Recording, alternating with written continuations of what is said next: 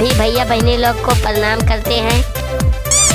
अब हे भैया बहनी लोग, चैनल का सब्सक्राइब करे ना भूल जा। तो भैया लोग बहुत ही मजेदार डायलॉग भाई, ध्यान से सुना तब भाई मजा आए।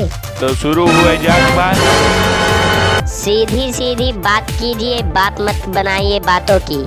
Oh no! अजी सीधी सीधी बात कीजिए, बात मत बनाइए बातों की। और तेरे आगे पीछे घूमेंगे, कठपुतली थोड़ी है तेरे हाथों की। वाह वाह वाह वाह।